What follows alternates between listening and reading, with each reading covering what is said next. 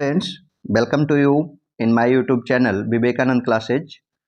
जैसा कि उत्तर प्रदेश सरकार ने पहले ही घोषित कर दिया था कि यूपी ट्रिपल एससी में वैकेंसी आने वाली है। अप्रैल माह से वैकेंसी शुरू हो जाएगी।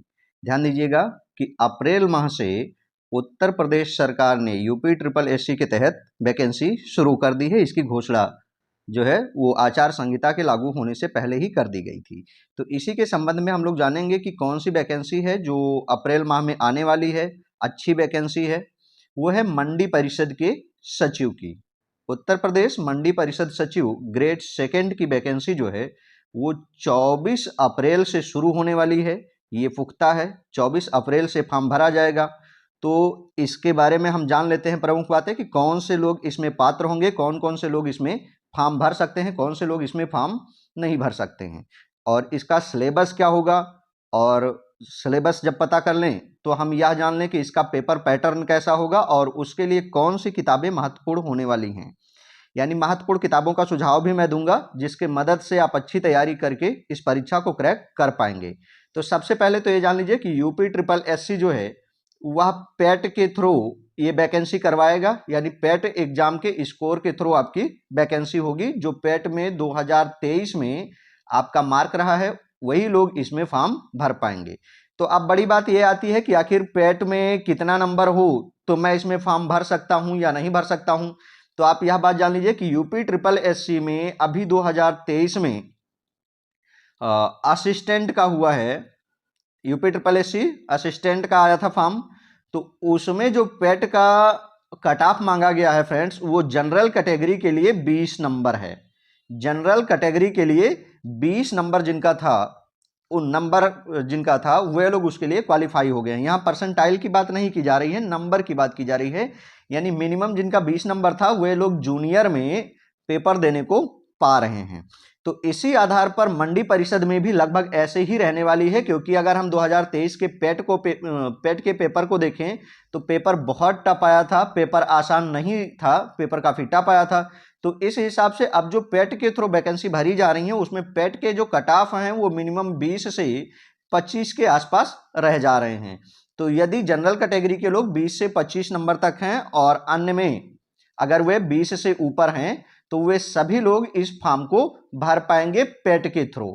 अब देखते हैं कि इसके लिए आगे एसेंशियल क्वालिफिकेशन क्या है, यानी कि बाकी चीजें क्या मांगी गई है और कितने पोस्ट के लिए ये आई है। पेट के थ्रू ये जानकारी रखिए कि अगर आपका 20 से 25 नंबर है तो आप इस फॉर्म को भर सकते हैं। आइए देखते हैं कि कब से फॉर्म स्टार्ट हो रहा है भरना। तो फॉर्म जो है ये 24 अप्रैल से भरना शुरू हो जाएगा और 24 मई तक चलने वाला है जी। 24 अप्रैल से फॉर्म भरना शुरू हो जाएगा और 24 मई तक जो है ये फॉर्म भरा जाएगा। इसका जो एग्जाम होगा वो शेड्यूल्ड वाइज होगा। ये भी ध्यान रखिए कि एग्जाम की घोषणा अभी नहीं की गई है, लेकिन फिलहाल मान के चलिए कि इसका एग्जाम लगभग जुलाई तक जो है वो गवर्नमेंट को करवाना रहेगा। फीस की बात करें तो फीस इसकी कम होती है। जनरल के लिए, ओबीसी के लिए और ईडब्ल्यूएस के लिए 25 रुपए है, एससी एसटी के लिए भी 25 रुपए है। यानी सभी के लिए लगभग 25 रुपए इसकी फीस होने वाली। तो फीस भी सस्ता है, आप इस फॉर्म को भर पाएंगे। अप्रैल से 24 अप्रैल से ये फॉर्म शुरू होगा। अब हम लोग बात कर लेते हैं पोस्ट की कि कितने पोस्ट के लिए वैकेंसी है जिसको हमें भरना है, जिसपे हमें फाइट करना है। तो कुल 134 पोस्ट होंगे। 134 पोस्ट के लिए आपको लड़ना है। कह रहा है कि पैट 2023 का स्कोर मांगा जाएगा। तो हमने बताया कि 20 से 25 नंबर जनरल कैटेगरी के लिए है। अन्य लोग अगर 20 से ऊपर हैं तो वे लोग भी फॉर्म भरेंगे। जनरल वाले अगर 20 से 25 के बीच में हैं, उसके ऊपर जा रहे हैं, तो फिर उन्हें ये फॉर्म भर देना चाहिए। एसेंशियल क्वालिफिकेशन की बात करें कि डिग्री में आपके पास क्या होनी चाहिए, तो डिग्री में बैचलर डिग्री यानी कि आपका बीएससी होना चाहिए, बीएससी ही होना चाहिए। बीएससी किससे होना चाहिए, तो एग्रीकल्चर होना चाहिए या एग्रीकल्चर मार्केटिंग होना चाहिए, यानी बीएससी एजी होना चाहिए या फिर एजी मार्केटिंग होना चाहिए, या फिर आपने बीएससी साइंस ग्रुप से किया हो। आपने अगर बीएससी साइंस से किया है, मतलब physics, chemistry, biology, zoology, botany, इनमें से कुछ रहा है तो आप कर पाएंगे। इसके अलावा अगर आपका ये भी नहीं रहा है तो अगर आप कॉमर्स कर रखे हैं, यानी कि अगर आप बीकॉम के स्टूडेंट रहे हैं तो आप इसको भर पाएंगे, या फिर ग्रेजुएशन में आपका इकोनॉमी रहा है तो आप भर पाएंगे, या एग्रीकल्चरल इकोनॉमी से आपने किया है तो भी आप इस फॉर्म को भर पाएंगे। यानी पैट के अलावा अगर आप बीएससी एजी हैं या बीएससी किए हुए हैं फिजिक्स, केमिस्ट्री, बायोलॉजी, जूलॉजी से, या फिर कॉमर्स किए हुए हैं, या फिर बीए आपने किया है लेकिन बीए में आपका एक सब्जेक्ट इकोनॉमी है, तो आप इस फॉर्म को भर पाएंगे। तो हम यहाँ ये देख रहे हैं कि जो सिंपल बीए कर रखे हैं, जिनका इस विषय में कोई मैच नहीं हो रहा है, वे इस फॉर्म को नहीं भर पाएंगे। तो इस तरह से फ्रेंड्स इस पोस्ट में जो 134 पोस्ट है, इसमें लड़ाई काफी कम हो जाएगी, बहुत सारे बच्चे इसमें छट जाएंगे। पहले तो ग्रेजुएशन डिग्री मांग ले रहा है, वहां पर कुछ बच्चे छट जाएंगे। अब ग्रेजुएशन में भी बीएससी एजी मांग रहा है, या बीएससी मांग रहा है, या इकोनॉमी होना चाहिए बीए में, या कॉमर्स होना चाहिए, तब आप भर पाएंगे। यानी कि जो बाकी लोग हैं वो इस फॉर्म को नहीं भर पाएंगे। तो जो लोग इसके एलिजिबल हैं, जो लोग फॉर्म भर रहे हैं, उन लोगों के लिए काफी अच्छी वैकेंसी है, क्योंकि इसमें बहुत ज्यादा फाइट नहीं होने वाला है। आइए हम देखते हैं कैटेगरी वाइज पोस्ट क्या है। तो कैटेगरी वाइज पोस्ट में जनरल कैटेगरी के लिए 54 पोस्ट आया है। ईडब्ल्यूएस अगर आपके पास है तो 13 पोस्ट आपके लिए है। ओबीसी के लिए 37 पोस्ट है, एससी के लिए 28 पोस्ट है, और एसटी के लिए 2 पोस्ट आया है। इसलिए इस तरह से कुल मिला के 134 पोस्ट आए हुए हैं। आगे हम देखते हैं इसमें अगर आरक्षण मिलेगा तो किस हिसाब से मिलेगा महिलाओं को। तो कह रहा है कि उत्तर प्रदेश की महिला अभ्यर्थियों को अगर आरक्षण दिया जाएगा तो उनको पिता के पक्ष से निर्गत जाति प्रमाण पत्र होना चाहिए। यानी मान लीजिए कोई महिला ऐसी है जिसकी शादी हो चुकी है, तब उसको अपने पिता के यहाँ से जाति प्रमाण पत्र जो है वो बनवाना पड़ेगा, उसके थ्रू उसको जो है वो आरक्षण मिल पाएगा। बाकी जो कैटेगरी है उनको कैटेगरी वाइज आरक्षण मिलेगा। अब हम लोग बात कर लेते हैं पेपर की, कि पेपर पैटर्न कैसा होगा और पेपर कैसे रहने वाला है। तो इसका जो पेपर है फ्रेंड्स, इसका जो पेपर होने वाला है ये 4 भागों में बटा हुआ होगा। रीजनिंग का पेपर होगा, 50 क्वेश्चन आएंगे 100 नंबर के। इसी तरह से जीएस का होगा, 50 क्वेश्चन रहेंगे 100 नंबर के। इसी तरह से सामान्य विज्ञान और गणित के 50 प्रश्न रहेंगे, यानी कि साइंस के स्पेशली 25 प्रश्न रहेंगे और मैथ के स्पेशली 25 प्रश्न रहेंगे, और ये भी 100 नंबर के होने वाले हैं। और हिंदी 50 नंबर का रहेगा, 100 नंबर का होने वाला है। यानी मोटे तौर पर हम कहें तो 50 क्वेश्चन रीजनिंग के और 25 क्वेश्चन मैथ के होने वाले हैं। बाकी जो है ये 75 क्वेश्चन आपके मैथ और रीजनिंग के होने वाले हैं। बाकी 125 क्वेश्चन आपके वे जीएस और हिंदी से होने वाले हैं। तो कुल मिला के 200 प्रश्न रहेंगे और कुल मिला के 400 नंबर के होने वाले हैं। अब 200 प्रश्नों को करने के लिए आपको समय बहुत कम दिया गया है, समय केवल 2 घंटे दिया गया है। तो 2 घंटे में किसी भी तरह से 200 प्रश्न नहीं किए जा सकते हैं जिसमें केवल 75 क्वेश्चन मैथ और रीजनिंग के हों। तो फ्रेंड्स अब ये तो पहले ही आपको तय हो रहा है कि 2 घंटे में 200 प्रश्न करना है, जिसमें से 75 क्वेश्चन आपके मैथ और रीजनिंग के हो जा रहे हैं। ऐसे में जाहिर सी बात है कि आपके पास एक सटीक प्लान होनी चाहिए, एक स्ट्रेटजी होनी चाहिए, जिसके थ्रू आप इस पेपर को क्वालिफाई कर पाएंगे। तो हम लोग बात करेंगे कि किस बुक से हम पढ़ें ताकि ज्यादा से ज्यादा प्रश्न हमारे फंस जाएं और हम अच्छे से कर पाएं। बात नेगेटिव मार्किंग की कर लें तो इसमें नेगेटिव मार्किंग भी 1/2 का होने वाला है, यानी कि आधा क्वेश्चन सीधा आधा नंबर आपका कटने वाला है। तो माइनस मार्किंग से भी यहां पे हमें बचना ही होगा। हम बुक की बात अगर करें तो पहले हम हिंदी के सिलेबस को देख लें कि हिंदी यहां ज्यादा महत्वपूर्ण होने वाला है। हिंदी की एक अच्छी भूमिका है।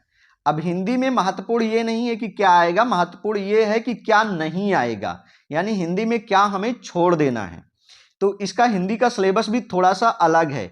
गद्यांश होंगे, उससे संबंधित प्रश्न होंगे, वो तो ठीक है कर ले जाएंगे आप। कुछ शासकीय अशासकीय टाइप के पत्र लेखन वाले प्रश्न आएंगे। इस तरह से प्रश्न रहेंगे कि मान लीजिए आप किसी अधिकारी को प्रश्न पत्र लिख रहे हैं तो उसकी शुरुआत कहाँ से करेंगे, इस टाइप से वैकल्पिक ही रहेंगे। वर्णमाला आएगा, यहाँ से वर्णमाला भी आपको पढ़ लेना है, संधि विच्छेद पढ़ लेना है, समास, उपसर्ग और प्रत्यय पढ़ना है। इसके अलावा तत्सम पढ़ना है, तद्भव पढ़ना है, देशज विशेषज यानी कि जो शब्द के प्रकार हैं उन्हें पढ़ लेना है। संज्ञा सर्वनाम विशेषण पढ़ना है, क्रिया विशेषण पढ़ना है, संबंध सूचक और विस्मयादि बोधक, ये सारे विशेषण के प्रकार पढ़ लेने हैं, क्रिया के प्रकार पढ़ लेने हैं। इसके अलावा पर्यायवाची आएगा, विलोम आएगा, वाक्यांश के लिए एक शब्द भी आएगा, वो भी पढ़ लेना है। समानार्थी शब्द आएंगे, ये भी पढ़ लेना है हमें।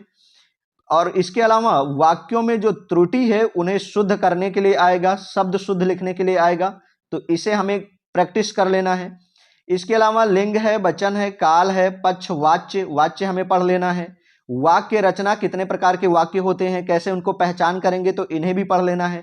इसके अलावा हिंदी में जो विराम चिन्ह हैं उनके प्रयोग को हमें देख लेना है कि हिंदी में कौन कौन से विराम चिन्ह हैं और उनका प्रयोग कहाँ किया जाता है।